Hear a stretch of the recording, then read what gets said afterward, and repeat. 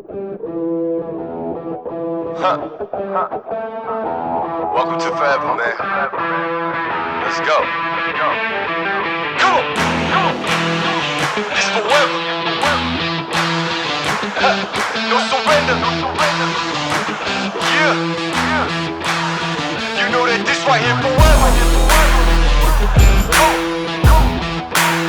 And there will be no surrender. Now allow me to reintroduce myself.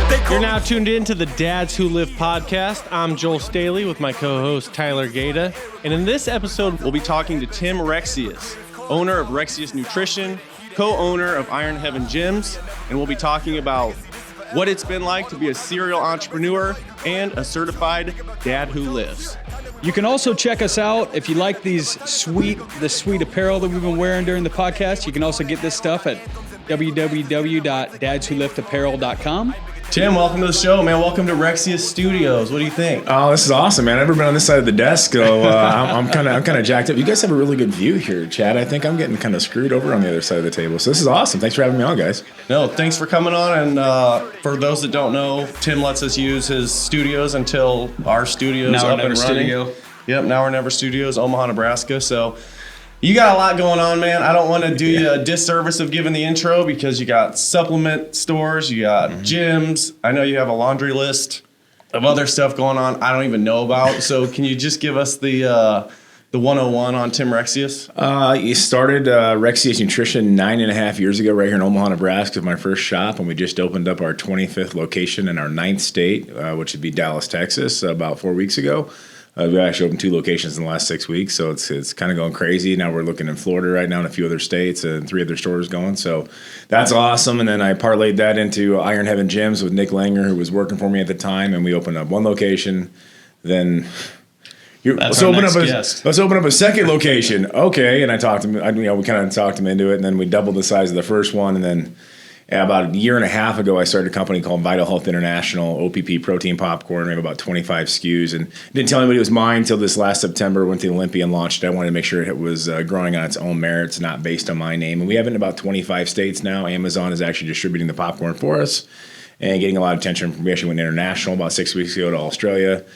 So that's the big new one. It's kind of fun. So I've tried it too. It tastes amazing. And then I'm really making vitamins. Why all these gummy vitamins? I'm like, I got 6 kids. You know how hard it is to get these kids to eat vitamins? My kids love the gummy vitamins, or my son. Well, my wife eats the kids ones because then she gets to have 4 instead of 2 from the adults. So I'm like, well, whatever gets it done for you. But yeah, we worked on those for about a year and a half, 2 years, 600 batches worth of stuff in our kitchen until we figured out the formulas, and now it's going crazy. We got a few other things. An Hour Never podcast kind of took off like a bat out of hell. Just always wanted to do it, didn't know how to do it. I talk a lot. Chad over there, who been my boy since first grade, was like, "You do talk a lot. Let me put it on camera." And we did. And we gained like 10,000 followers on Instagram in about 4 months, and wow. YouTube went from 9 to 2,000 and change in about 3 months, and just explosive. I mean, one of the guys we got on our show, I mean, he shared the podcast on his and had 7,000 views in a day. Wow! So it's been cool. Yeah, John Meadows. And we're actually be interviewing Seth Ferrocci here from Axe and Sledge out in Pittsburgh in February. And he's got a couple million followers, and he's agreed to share it as well. So it's been cool. It's just been, it's more or less just my way of paying it forward to other business owners and entrepreneurs. Absolutely. Be the person you need at that age. And I didn't know shit from shit at that point in time. Literally, like every mistake made was made by me. So I'm a pretty good testament about how to not screw up, I guess. Trial and error. Trial and error. Just screw up, and then how to pick yourself up. So that's School of Hard Knocks. Yeah, and I promised my wife no new businesses until 2021. I'm trying to hold to that. What do you got your eye on? I have this As Seen on TV product I've been dreaming about for about 9 years. It's actually on my board out there that I want to launch in the next year. So your vision board? Yeah. Nice. So I always have, and that's my number 1 on the list. And so I've been working on that for about 6 months, and I probably Shake Weight 2.0. Yes. Yes. Yeah, I actually bought a Shake Weight from my Center Street store. And everybody's like, does that really work? I'm like, no, it was a gag gift for like a Christmas, but I got my employees back there shaking it. I'm like, yeah, don't do that behind the counter. You're going to get me arrested. The best is the dudes in the sauna. Just shake weight and just sweating, Yeah. I love those commercials. They're the greatest thing ever. I've seen it in the actual gym. Dudes in the sauna with the shake weights. Well, I kind of got back into the As Seen on TV because you don't have to be on TV now. Social media allows us access to that stuff 24/7, 365, and it's free. You'll never hear me complain about the algorithm on social media. It's free. Shut up. It's not like TV you had to pay for it. You know what I mean? Like this allows anyone to hustle 24/7, 365. So I guess all I'm doing is taking advantage of creates what's big there. opportunities for people. Oh, tons. Yeah, If you can't make money, in today's society, that's on you. 100% on you. So, but back in the day, without the internet, without email, I mean, you had to actually physically call somebody. You had to wait. You had to write a letter and wait days to get a response. Now everything's just so quick. I look back to like my grandfather on the Rexius side he was a straight hustler, did really well, and I look back and I'm like, when he was a dad and he had 6, 7 kids, and then how that worked out, like they had to do it between the confines of Monday through Friday and 8 to 5 while they're working a full-time job. So having a side hustle was impossible. And I mean, they would just shit themselves. Everything just took so damn long. And now you can do it 24/7 from your phone. Like you don't even have to go places. Now I still think you need to, but I mean, it's multifaceted. But I mean, there's no excuses left. I mean, that's just it. There's something to be said for being in person. There is. We have a multifaceted approach with every company. I'm really hard to say no to in person. But you got to back it up and multifaceted. Right. And that's what allows me to be able to do business and still be around my kids as much as I want to be. When I have 6 kids, so that keeps me I have 3 daughters, so I got to stay swole, and that's why I work out. So. Let's get into what got you on the map, though. The supplement industry. Mm-hmm. What got you into starting your own supplement lines and store? Honestly, I worked at GNC in college. I went in there about 9 times to get a job. I was in high school and college, right when I was going into college, I guess. And I was spending so much money there, I was just looking for a discount, really. And I knew the owners, and he's like, I'm not going to hire you. I'm like, oh, you will. And so I just kept going there every day. I'm like, I'm going to keep annoying you. He finally gave me a job and started working there. And I guess when I was in business college, I really went to college to play sports. I really didn't go there for education, I'm being perfectly honest. I thought most of the professors were completely full of shit. So business school, a 101. But do you have a college degree? I have several degrees. So when I went back in the real world, my companies paid me to go get master's degrees. So I have my master's in biomechanical engineering, my master's in neurolinguistic programming. So that's we'll get into that in a second. But so I had this business plan in college, had my own nutrition shop because it was cheap ass, and the internet was just starting to boom. You saw your bodymillion.coms come out, and I'm like, you never know how long it's been there. You never know what's going to show up. You're paying for shipping. You still want to talk to the bro at the shop who actually is taking the stuff, and you weren't getting that at the big corporate stores. And so I had this plan, and the highest grade I got on was a D. So obviously I couldn't get financing for it, so I had to go get a real job. And I sold some guy some supplements, and he said I was really full of shit, and he offered me a job. So I took it, and that's how I got to work in the chemical industry with the government and the FDA and the EPA, and moved very quickly up the ladder. Corporate America, traveling 40 weeks a year, 200 flights a year. It was awesome experience, but it told me exactly what I didn't want to do. I didn't want to work with a suit. Was terribly unhealthy. I was working so much on the road, I didn't even work out. I went from getting my shot at the NFL to being literally 80 pounds overweight, like 35% body fat. By the time I was 29, I was on 6 or 7 different medications for ulcers and all sorts of stuff. And finally said enough was enough. So when Facebook first came out. It happened quick, man. Well, it happened quick, dude. Like you go from working out and training every day to literally on the road, being unhealthy, eating like crap, gas station food, hotel food, it happened pretty quick. And if I would have had the will for it, I probably would have. But first time dad, and so then I'm just throwing anything I could get down the gullet because I was hungry and I'm very sympathetic. So I was like, my kid's getting food, I want food. And, right. I think it was in Facebook. I first got Facebook in my 10-year high school reunion. And I saw you put up on Facebook, and I was like, God, who ate me? Who is that large gentleman that has my same haircut? And I was like, screw this. I lost 80 pounds in probably 6 months and got back into it. And I was kind of getting sick of the corporate world, dusted off the old business plan. I'm like, I'm just young enough and dumb enough to do this at 29. And so I literally sold everything I owned, put it all in the shop on 120th and Center, cut my salary by 80%, and said, my grandpa used to say this, if you don't bet on you, no one else will either. So I did it. And the first 6 months sucked. It was horrible. Shane Yeager was my employee at GNC back in North, 10, 15 years previously. And so I ran into him at the gym, actually. It's funny enough. And Shane's always been kind of that Jack Diesel dude. And, right. And I'm like, hey, you want a job? He's like, yeah. So 6 months into it, he's like, I want to start my own store. I'm like, now how about you be my business partner? So he bought in the company, and the rest is history. There was second store, third store, fourth store, fifth, seventh, eighth, started franchising in 1 state, 5 states, 9 states. And here we are. It just kind of blew up, and we just kept capitalizing on that. Threw it into the next business, and the next business, and the next business, and it's been fun. It's been a blessing massively. How long did it take you on that first store before you started seeing profit and actually got things rolling? 10 months. Really? Before I was in the black, nice. Which I consider too long. I know most businesses, the national average is like 18 months. Yep. Most of my franchisees are in the black on operational costs within 90 days. That's my goal, is for them to be in the black within 90 days on profits, for month-to-month profits. And that's hard to do in your industry too. It is really hard to do in my industry, but I have such a huge social presence, anyways, and we connecting presence, the way we approach things, and the structure we have for our franchisees as well. That I come out and I go on the ground with everybody. I love being in the shop. I didn't start this company to push paper. I got to do it like 20 hours a week. That's the worst part of it. It is the worst part, but it's also when you own it, you don't trust anyone else. It's your baby. You don't trust anyone else with it. So. Yeah, we have a really good model. And honestly, when I started here in Omaha, there were 11 or 12 more nutrition stores than there are right now. Dang. Yeah, you got to think. I went against Complete Nutrition when they first opened here, and this is their home base. This is their headquarters. They're gone. And you had children at the time? Or I kid? had 2 kids, and someone make me do some math here. I think a third one on the way right when I started. Yeah. So wow, that had to have been. Well, my theory was this: they don't know any better, and if we live like we're broke, they'll never become entitled. It's only uphill from here. That's it, and that's exactly it. And it's, my kids will attest to this day that they're like, where'd we get our couches from? Menards. Why'd you buy a couch from Menards? Because I have you people. There's no sense in owning anything nice because you're all going to destroy it anyways. I have 6 kids and 3 dogs. There's no chance of me owning anything. So I'm good with that. I'm not a materialistic guy though either. Like, it's not my role. But it was tough when you had the pressure of having kids to feed. It's one thing for yourself. When my first company I started when I was 19, when I was in college, I was homeless for 4 months, sleeping in my car.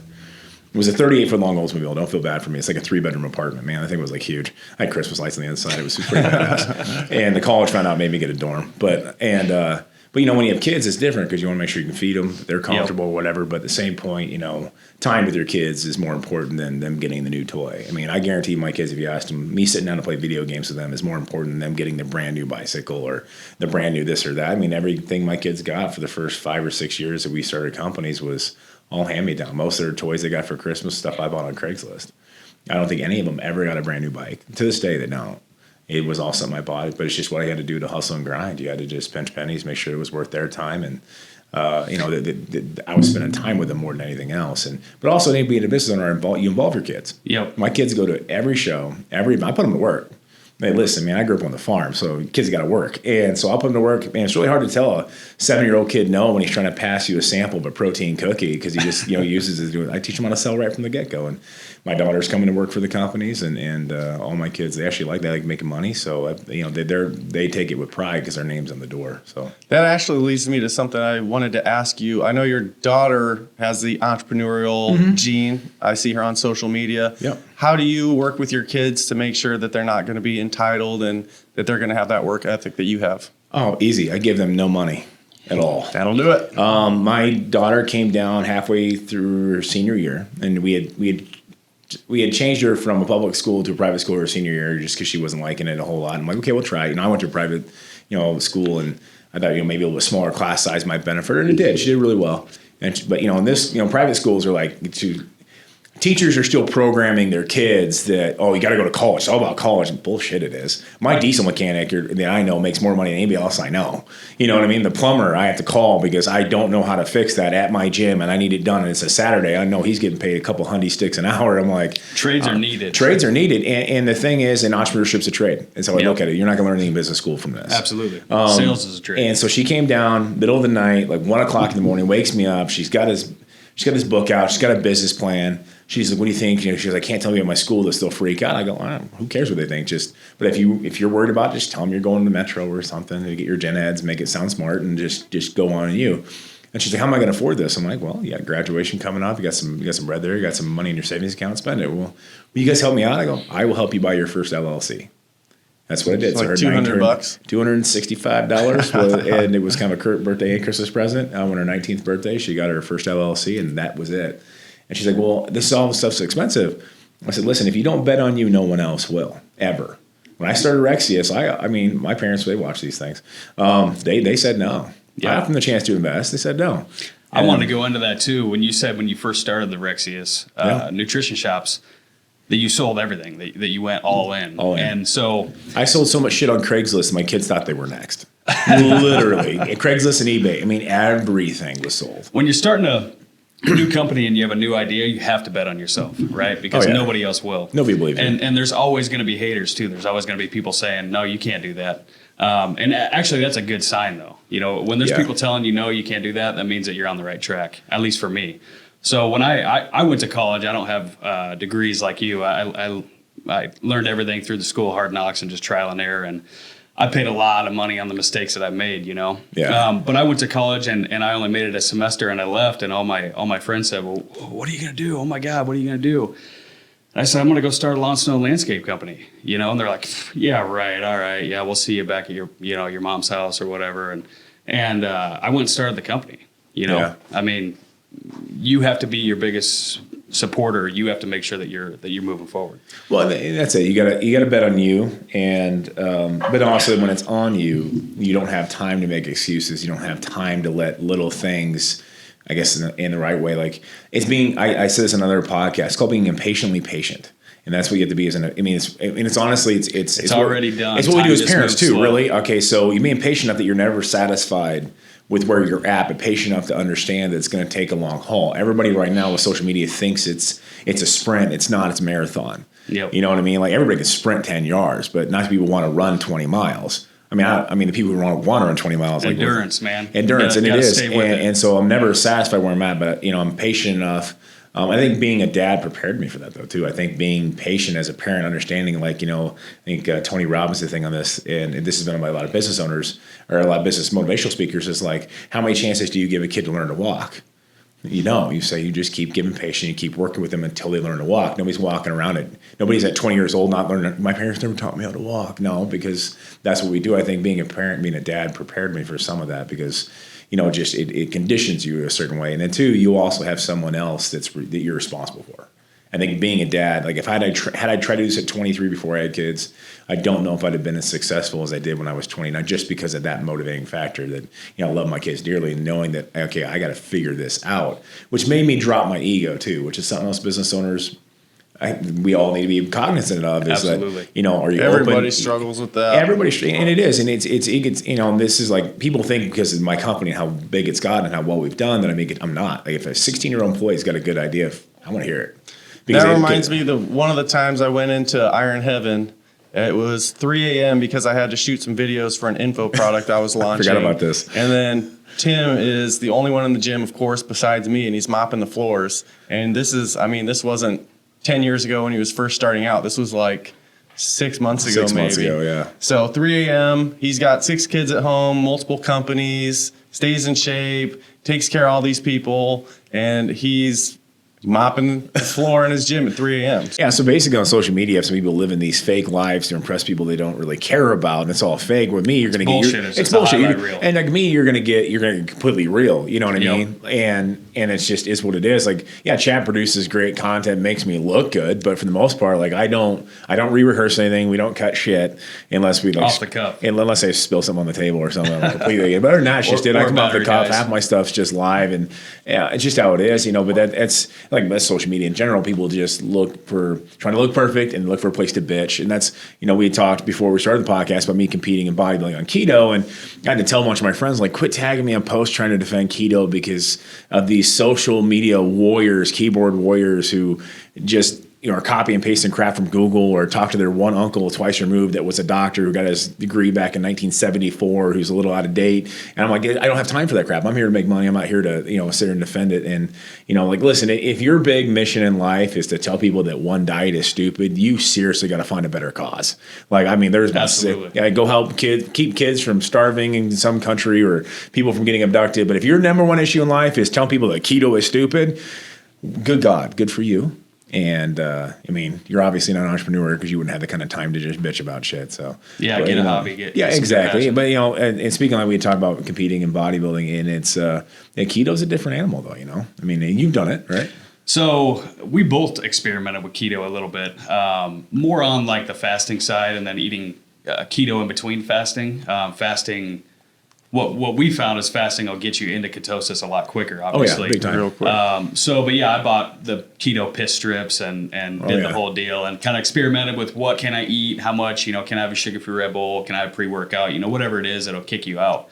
And so I actually like keto because I love steak. I kind of took more like the carnivore diet approach with keto. Yeah. To where I just ate like fatty ranch salads and huge steaks every night, and it was Steak great. and eggs is what I like Fast every all meal. day long, and then just eat a huge meal, before bed.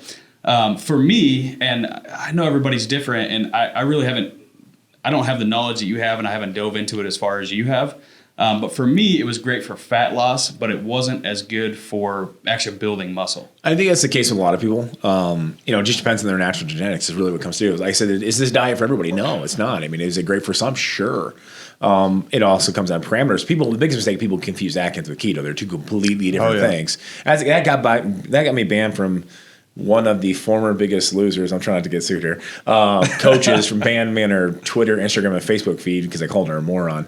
But I mean, they're so completely different. So Atkins, you can eat as much protein and fat as you want as long as you don't have carbs. And ketogenic dieting has a moderate levels of protein, high amounts of fats, low amount of carbs. And the moderate level of proteins is huge. This is also where people, it's hard for them to grow muscle. 20 to 25% depends on the person. Like there's a moderate level. If you have too much protein, your body goes into gluconeogenesis, where it converts excess proteins into sugars, thus never burning fat.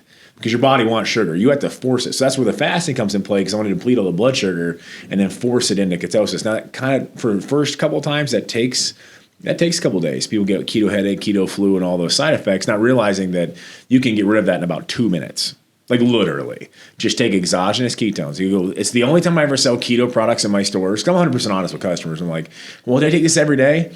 Nope. Just day 3 and day 4, and then give it to a friend. Fast, I've always done different salt drinks and stuff. Well, sure, you can. It's called BHB salt. So, things like that. And BHB salts are exogenous ketones. They're synthetic ketones specifically. So you go spend $10 in my store. So if you start getting that lightheaded feeling, that's time to get ketones. You finally get an energy source, some pink salt, and, that will help your body pop into ketosis and learn to burn fat. So they only have a very short period. You can get rid of it super easy. And I've had people come into our gym. They're like, I'm on keto. I'm on day 3. I'm like, here's a sample. And like 2 minutes later, they're like, holy shit. I go, I know, right? I mean, it's so easy. But, to be able to bodybuild on keto, which I won in Los Angeles 3 years ago, won the overall classic, and it was a year on keto. I'm like, yeah, well, naturally, you just need to know where your blood work is. Blood work's the great equalizer. It's going to tell you where you're at. And so you won the classic on keto? Yeah.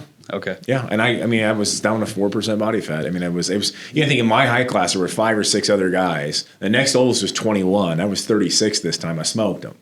And so they're all like 20 pounds their weight limit. And I got there and I was 2 pounds over. So I had to go dump some salt to get water out of my body. And with the morning show, none of them returned for the night show. Like it wasn't even, I was automatically overall. It was fun. And they're all like, feel good. Had all these hashtags, my bodybuilding dad, my bodybuilding grandpa, because they had a little bit of gray hair, and I loved it. And, my natural IGF-1 response if you get blood work, mine's very, very high. It's very common in NFL athletes that I'm able to put on mass extremely easily.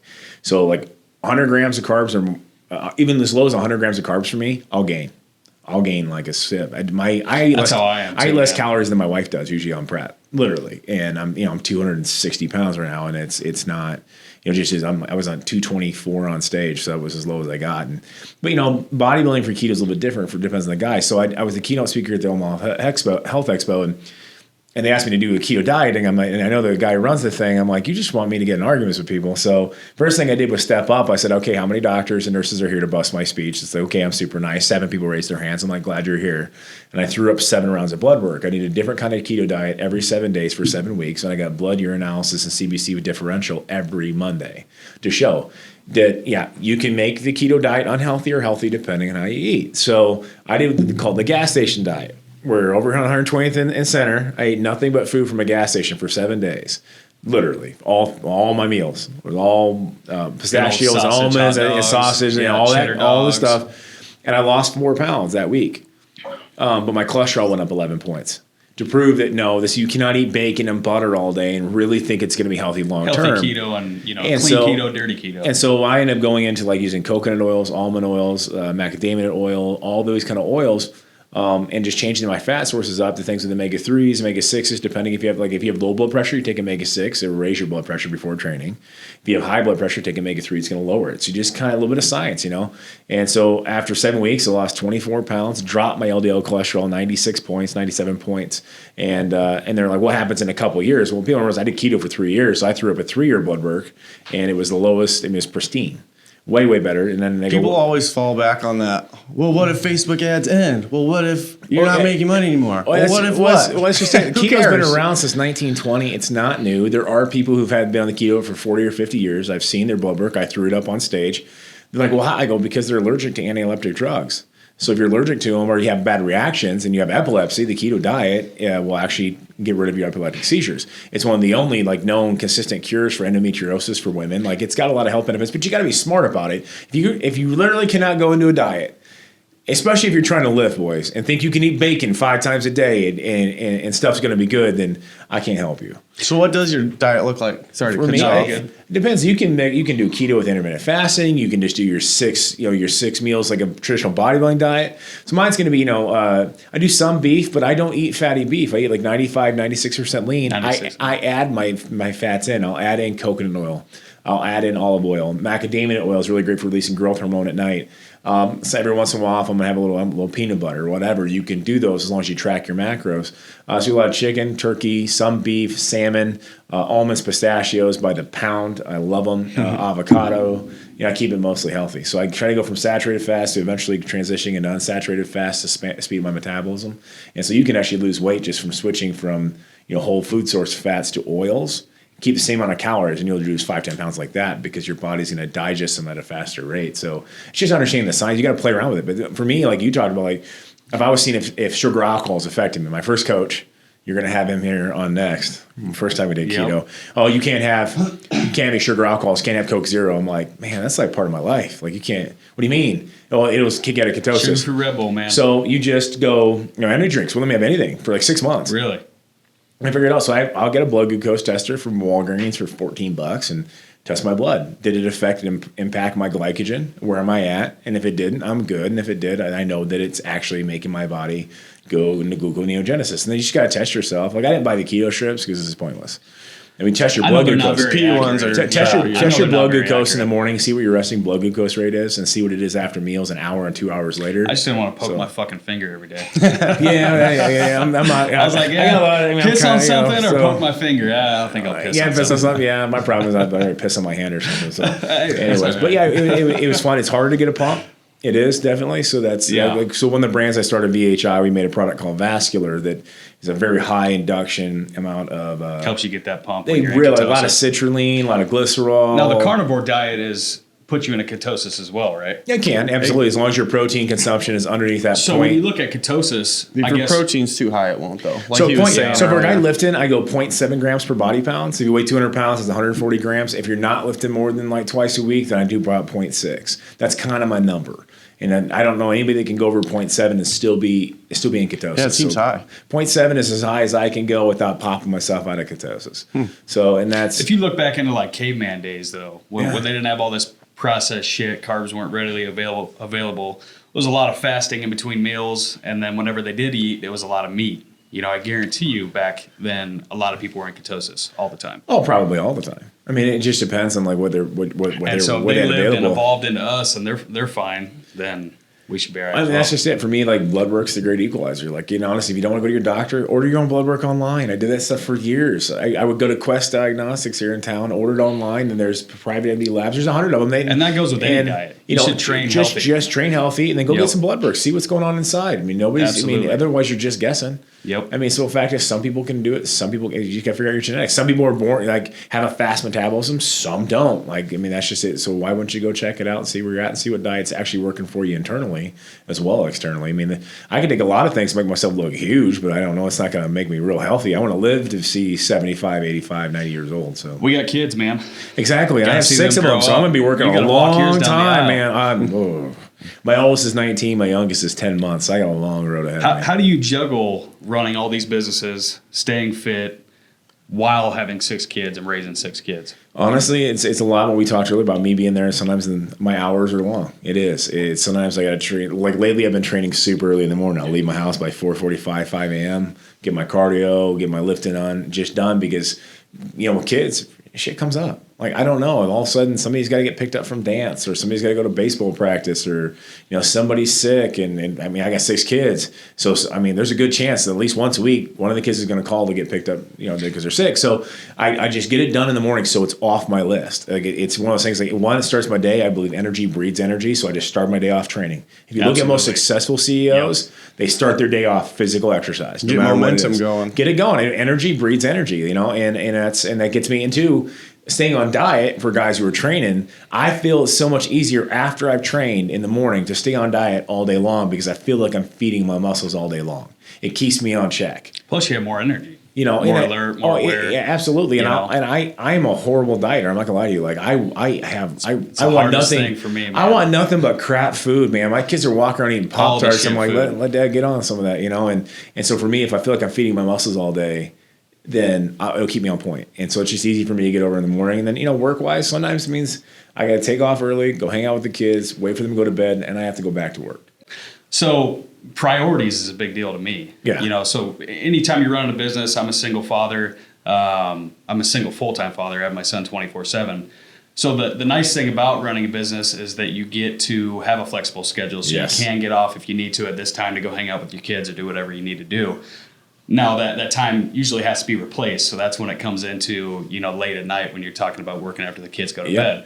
But for me, it's priorities. So what's more important, and I've talked about this on a previous podcast, but what's more important, spending that time with my son that I'm never going to get back, Exactly. or that sales call that I can make at a different time, or that book work that I can do later that night, So it all comes down to priorities. I think it is. People, I don't sit around thinking about the missed opportunities with business. I'm like, hey, I'm just going to do what I can do to the best of my ability, Absolutely. the best I can. But you got to rank priorities on a list. And for me, just comes down to the person you are, where your morals and values are. So, my faith, right, it's number one. It's supposed to be there. It's my wife, and my wife's a baller. I definitely outkick my coverage. She's way out of my league, but good thing I'm funny. And then it's my kids. And the business comes after that. Now, the business is my 7th child. Don't get me wrong. I have it on that level. But my kids know they're above that. And so I rank, then that's just how I have to rank my life. I'd rather have a loving family than all the money in the world. Honestly, this whole thing could go, whole thing, my entire nutrition industry could be gone tomorrow. And it really could. You never know. You elect the wrong person that doesn't like my industry. The FDA wants to shut down the nutrition industry in a heartbeat, and they've been trying that for 30 years. If someone could get passed tomorrow, it shuts me down completely.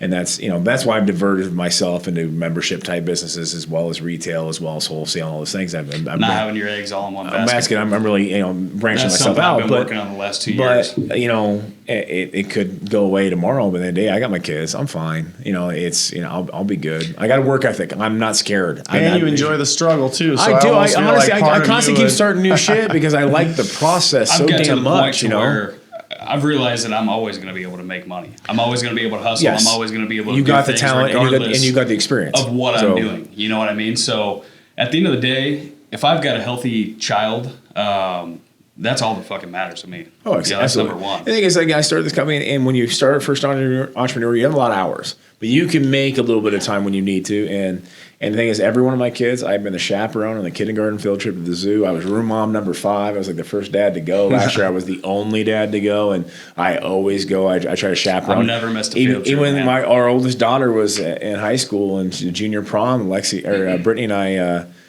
literally just surprised her. We chaperoned post prom just to piss her off, because I was like, yeah, whatever. Because that's the kind of dad I want to be. I don't want to give up those memories. And if there's a will, there's a way. It's like anything. If you want it as bad as you want to breathe, you'll figure out how to do it. You'll make time. There's no call. There's no call that's more important. There's no call that's more important than your kids, and that's it just is what it is. And if your customer or your partner doesn't understand that, then honestly, the best way to screw them.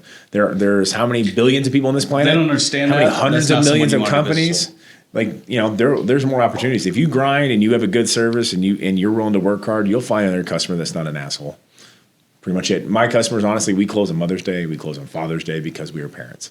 I get a lot of shit for that from a lot of competitors of mine, and yet they're all going out of business and I'm not. It's amazing to me because I'm like, no, I'm not asking any of my employees to work and miss their mom on Mother's Day or their father on Father's Day if I'm not willing to miss mine. So I shut down on those days. It's because you brought that family atmosphere into your business. It's a family, and my employees are family to me. They always are. They're at my house. I can't tell you how many times I've had employees of ours like crash at my house or whatever, or how many were like, treat me like they called the Bank of Rex America, like, hey man, I need new tires. All right, let's go. I mean, but that's just it. They're all family to me. They are, and that's why all my business partners now are people who used to work for me, and I made them like officially family. Now they own part of every one of the companies that I'm part of. So let me ask you this: if you could go back, say like 10 years, and talk to 29-year-old Tim, what advice would you give him about either starting the business, starting the family, life, whatever it may be? Honestly, in the business side of things, I was so anti-corporate because I left corporate America that I didn't do everything I could have to be both things. I was so like, listen, I'm wearing flip-flops to work and I don't care, but I didn't do the other things I needed to do with like chamber meetings and still put the suit on when you need to do it, to play both hats, be small business, but also show where you want to be, and that's the big CEO. I didn't play that well. I think maybe it's because I come from corporate and I was like, I was still just young enough and dumb enough to be like, screw it, I'm doing my own thing. And I needed to probably be a better student of that part of it. Act as if. And I didn't do that. I went to my role. Like I knew I had major ambitions and people believed in me, but I didn't elevate myself to where I wanted to be fast enough. And I think I regret that because I really didn't get involved in chambers and in meetings and guest speakings until I was 5 years into it. I kept turning the stuff down. I was like, nah, I don't need that shit. I'm me. I narrowed myself into a demographic of just, this is what I like. I like to bodybuild. I like to lift heavy shit. And that was my focus where I'm like, and as I grew older and my kids got older, it's like, no, I mean, I want my parents to get stuff for their joints and their cholesterol. And I want my kids to have some gummy vitamins that aren't from Target that suck and they're overpriced anyways. And I came, because my family got bigger and I got older, I kind of focused on whole family nutrition. And so from a business aspect I narrowed my focus too much to what I was into and not looking at the entire community. Personally wise, I don't have a lot of regrets with my kids. I don't. I mean, I've done the absolute best I can, and I don't. Do I wish That's all you can do. Do I wish I could have gave my kids nicer stuff, possibly like a better bike than the training wheels that fell off? Yes and no, because it still was a hell of a funny story watching that thing go fly off that I got like the day before from some dude's garage sale. But my kids I don't regret in the fact that they're going to grow up with that same mentality that's not materialistic, and I think that's invaluable in today's society. So not having everything growing up, I mean, that probably helped. That will probably help them achieve their goals as they get older anyways. I think at 29, I was worried I was going to screw up my kids more than anything. Taking that big step. And I look back now at 39, 10 years later, and I've done very well in business and whatnot. And now my parents have become like our friends, like we go out and party with my parents because now they're retired. And I'm like, man, I can't hang with these people anymore. But I look back and I started talking to my dad and my mom, and I'm like, holy shit. You guys really didn't know what the hell you were doing either. Like, oh no, we were winging it the whole time. I mean, you think like when you're like 10 years old, you're like, that's your parents. They're like so mature, and I feel like such a giant child raising kids right now, realizing that was my parents. Like that we're all in that boat, and it's okay. And I shouldn't have had any fear at 29 that they didn't know what the hell they were doing either. They were just going with their heart, trying to do the best they can, and that's all we can do. So the only thing I know is that I don't know anything. Exactly. I mean, it's trial and error. We're a blended family. So I had my daughter was probably 6 or 7 when Brittany and I got together, and all of a sudden I inherited 2 other daughters. I got blessed with 2 other daughters, and Lexi I ended up adopting, and she her last name's Rexius now, and she's the oldest. And all of a sudden I got a 14-year-old daughter, and I'm like, what's with all the hormones? Like, I didn't grow up with my sisters. They're way younger than me. I'm like, why's everybody crying all the time? And is it my fault? She's like, just buy them French fries and Frosties and you're good. I'm like, okay, so once a month. But I'm good. Like clockwork. And it is different. Like, it's funny because you have sons. You can tell your sons no. It's easy. They're like, can I have it? Nope. That was easy. It just rolls off the tongue. Daughters, I'm like, oh, shit. Things I have to look forward to. How much is this going to cost? This sounds expensive. And like daddy comes out, you're like, oh shit, man, I haven't had my wallet. She could smell it on me, That's why she's the entrepreneur. She doesn't take no. It's exactly, and it was funny, she's changed from entrepreneur. She's still doing the business thing, but she's kind of getting into some other things. And she's like, is that okay? I'm like, I mean, like, that's the point. You're 19, 20. Try everything. Yep. Find and fail Yep. all the time, because that's how you Exactly. figure out what you really want to be when you're my age. And that's the so- only way to become successful. Exactly. You have to fail. I'm not going to stop. That's why I don't believe in 8th place trophies. You learn to lose. Yeah, Losing, 100%. failure is the greatest teacher. I think I took that from Yoda. I just watched Star Wars last night. So failure is the greatest teacher. It is. I mean, and the thing is, that's why I'm so against 8th place trophies and all this coddling crap. Failure is what teaches you. I mean, more than anything, failure teaches you more than winning. Yeah, if you're Yeah. not failing a lot, then you're not I outside screwed of your up. comfort zone. I screwed up so damn much when I first started Rexius. My business plan here was I was this big guy that came from this big corporate world and made all this money, and I was getting my ass kicked. I was 4 months into it, and I was so deep in the red. I'm like, okay, got to drop the ego, ask for some advice. You should change this, that, or the other thing. Okay, I did, and boom, doubled and doubled and doubled and I've doubled. lost hundreds of thousands of dollars getting to where I'm at. Oh yeah, You know, it's just you pay for those lessons. I just, as a business owner, you just pretend like you meant to do it. That's just Yeah. it. That's like, okay, I figured out 3 ways it doesn't work. It gets me that much closer to finding a way that it does. That's the So- thing. I like to say, I know we just said fail, but I like to say I never fail. But I fuck up all the time. Oh, But if Exactly. you take that failure and you grow from it, if you move learn forward, from it, yeah. Yeah. you didn't fucking fail. No. You know, it's that's part of it. It's all part of the process, man. And no one's ever perfect. There's always going to be things that you fuck up on. Oh, exactly. I mean, that's just, and you'll get your kids will do it to you too. I mean, it's just one of those things that in their kids, like, well, Johnny's dad did this. Well, kick Johnny's dad's ass. I really don't care. I mean, I'd say it's, okay, should go live with them then. I mean, we just say it in such a sarcastic way in our house, but, our house is the house where all the kids want to hang out. I have them over. They have all their friends. I don't care. I want them to be around us. And, we're very real with it. And, they all know this. It's really a judgment-free zone in my house. Like, it's you're held accountable. It's like the school nurse's office calls me, like, well, Tyler says he's sick again, but I don't really believe him. I'm like, I'll come pick him up in 10 minutes. She's like, well, sir, I go, ma'am, he's 14. If he wants to get out of school and have to make up all that crap over his weekend, that's on him. That ain't on me. I'm not trying to coddle him so that when he turns 19, all of a sudden mom and dad are gone. He flunks out of college with a 0.8 GPA. Or if he, doesn't pay his bills, gets kicked out and he's homeless. Like, he's going to learn that shit now. Like, if he wants to rack up the work that's on him. I don't care. If he gets bad grades, all the games, all the privileges go away. It's real simple for me. And I don't fight with my kids. Not I'm only like, that, if he wasn't sick, you probably put him to work. I would. When In I a was a heartbeat. kid, anytime I got kicked out of school or suspended or whatever, I didn't want to be I was home. fucking working. My dad was gonna make me do shit, Yep. so I was like, school was a break, Yep. But I'm like, that's just how I am in my house. I'm like, listen, you guys are gonna be held accountable for the decisions you make, and Absolutely. we don't do it in a negative way in our house at all. I never have. I'm like, listen, you chose this. That ain't me. Yeah, like my daughter, she broke her damn cell phone again. I'm like, that sucks. Like, we're on CPR repair or whatever, and that's $96. You won't pay me. She's like, well, I don't know if it's in my checking account. I'm like, oh, it looks like I get to keep your phone. It's just how it is in my house. You made a choice. You're held accountable. I tell That's it. myself the same thing. So I got a 9-year-old boy. He makes his own lunch every single night, gets himself ready for school, brushes his own teeth, picks his own clothes out, puts his own clothes away. And there'll be days, we've got an event after school or something like that, and he's all pissed off when I pick him up from school because he forgot his snack that he was going to bring to this event. I'm like, well, sorry, man. Maybe that's a little too hardcore, but to me, I'm like, Well, I mean, every once sorry, in- I'm not going to stop and bail you out every single time. Now, if it's like once in a blue moon, sure, but you need to be accountable for your actions. We all You can need get a to little have bit of all help, your but stuff. I'm not trying to give them a crutch. I'll Exactly. give them a leg up, but I will not give them a handout ever. Not even if I won the lottery. No. Never And our gonna kids will be happen. self-sufficient. So a lot of kids nowadays are not self-sufficient. They can't do anything by themselves. Parents do everything for them. Oh, yeah.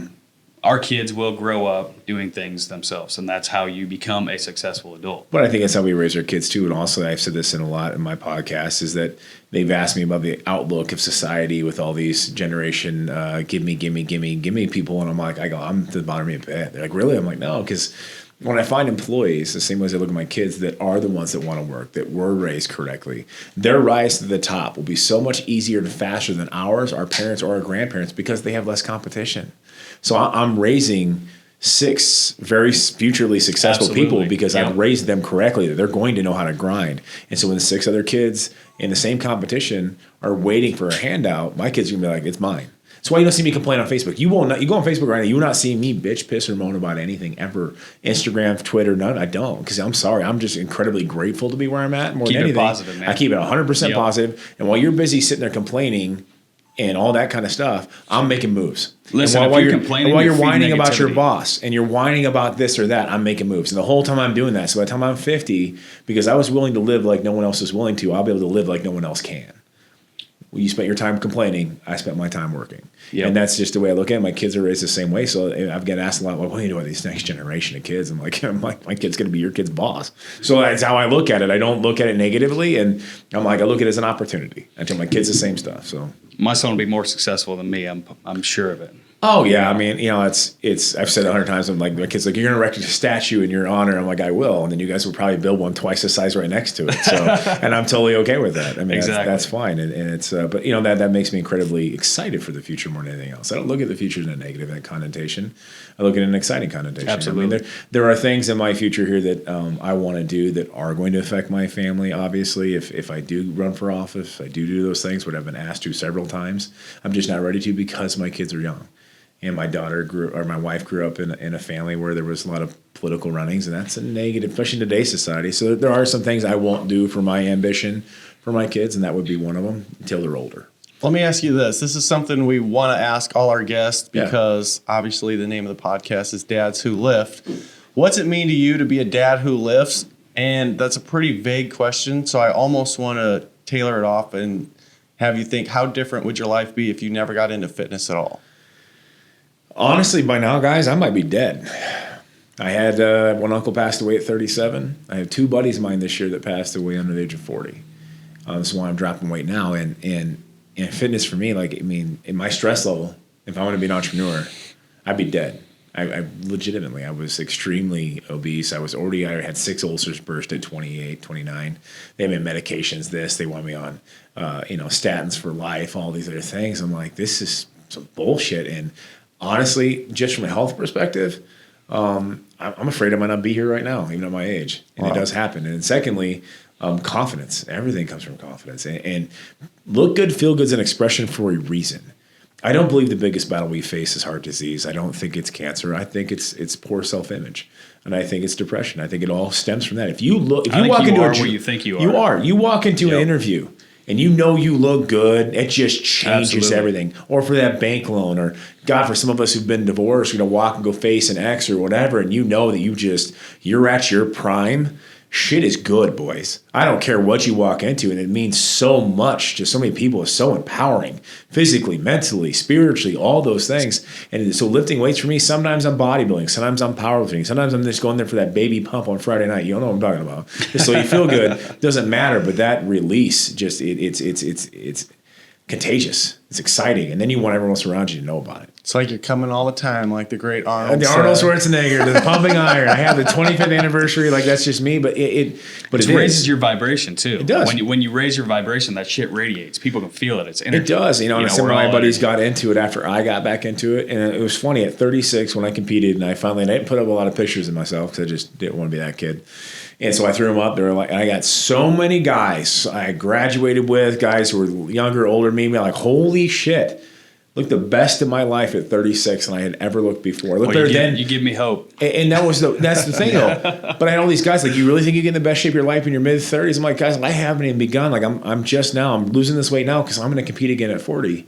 And because I'm masters now, which I'm totally okay with. I got enough gray hair. I'll rock that shit. And the thing is, I'm going to look my best at 40 than I've ever looked in my entire life. And it's because I can use my intelligence now versus just doing dumb shit when you're 20 because you can get away with it when you lift. Lifting sets of 4 thinking I'm going to get ripped. Well, I just look like an offensive lineman at that point in time. So I can use science, intelligence, and I can afford to eat a little better now than I could when I was younger. How much of that to you is mindset and seeing it? That's all mindset. It's all mindset. Yep. I mean, for me, 100%. Anybody who's lifted knows if they quit lifting for a week, do a deload or whatever, take a little time off, like how you just don't like it. None of us do. Joel just I'm did in there right Mexico. now. When I'm on vacation, I'll hit the gym in the hotel, no matter what it is, get a little pump. I'm not gonna do anything crazy. I'm not gonna do squats and shit on vacation, but I'm gonna go do some curls. I'm gonna do some presses. I'm gonna do stuff, whatever. We're in Mexico with my wife and my daughter went with me. Then I'm like, let's go hit the gym. Went to the basement gym in Cancun, and they went on to do. I'm like, delts aren't looking popping today. I got to like 30 sets of delts, because it is for me. But it is my wife and I, we met at the gym. That's how we met. And, she's competed, she's won, so she gets it. And, it's for me, it's fun, whether it be sports or just for life in general. I grew up in how my parents worked out all the time. I grew up with seeing my dad go to the Y. My mom's doing all the jazzercise shit. Don't knock it. I did jazzercise once. It was horrible. My brother threw up in the trash can. You look good in jazzercise. That was not. I don't flow like that. My little brother's got up on stage with the instructor. No, I told her I'm going as your son in regular clothes. My little brother's put on spandex, headbands, went on stage. My mom wanted it as a Christmas present, so we went. Nice. I won't knock that shit again. It was horrible. I lift. That's my thing. I lift. I like to move. My cardio is just I lift faster. Dad's jazzercise. Well, not a group I'm joining. I love to lift on vacation because I'm usually eating like shit and the pump is insane. Yeah, the pump is nuts because that's when especially I'm on keto and I go on vacation. Yeah, like this weekend I will not be on keto. I'm in Vegas. You can't do Vegas on keto. No. I mean, I got to go to Hash House and get a pancake that size. I mean, my pump's gonna be. So we'll be training when we're there, and plus I get to check out new gyms. And so owning 2 gyms is awesome. The reason we got all that equipment is from all my trips with Rexius or any other things I'm doing. I take pictures of equipment I like, and that's what's in Iron Heaven. So that's why you guys see us get new shit. Is Nick and I will travel. We're like, oh, we got to have that. And that's how we buy the stuff. Honestly, that's why it's such a smorgasbord of so many different pieces from different areas. Is because I'm like, I trained on it in Las Vegas or LA or New York or whatever. And I'm like, oh, that's coming home. Yeah, if you guys are in the Omaha area or just visiting Omaha, definitely check out Iron Heaven gyms. I know Tim and Nick are both really cool about letting visitors from out of town or even in town come check it out for free. See how cool it is. Real dumbbells, real weights. Dumbbells up to 200 pounds, boys. We got real iron plates. The heavier you drop it, the more we're going to clap for you. There is no lunk alarm. I really want to put a Ronnie Coleman alarm in there so like he yells something cool if you drop it loud enough. But the biggest American flag ever. I said go big or go home, and it was a lot bigger than I thought it was going to be. But turf, apparatus. I don't care what it is. If you're coming there to train, we want you there. Tim, I know we could pick your brain all day, man. We got to cut this short, but we're definitely going to have you on again, man. Honestly, I have like a million questions just from someone who's fought that battle and succeeded so many times. So I really can't thank you enough for not only coming on the show, but letting us use your studio while we get ours up and running. Absolutely, guys. Thanks for having me. Absolutely, man. This was a blast. I appreciate it, guys. Beneath them speeches trying to air a grievance, but his lines are overhead, better check the air for clearance. Call the tower, this is ours, clear the heat, the air apparent. Really, I've never been better. Legacy, this is forever. All the more times have been severed, I'm raising the bar, you can go ahead and measure. Think about time for a toast. Time that we welcome to go. On the next episode of the Dads Who Lift podcast, we have a special guest, Nick Langer, physique competitor, owner of BR Physique's physique trainer, and co-owner of Iron Heaven Gym. We will be talking about health markers, a healthy way to train and lifestyle, and supplements and steroid use in the fitness industry. Don't miss out, guys. Check it out.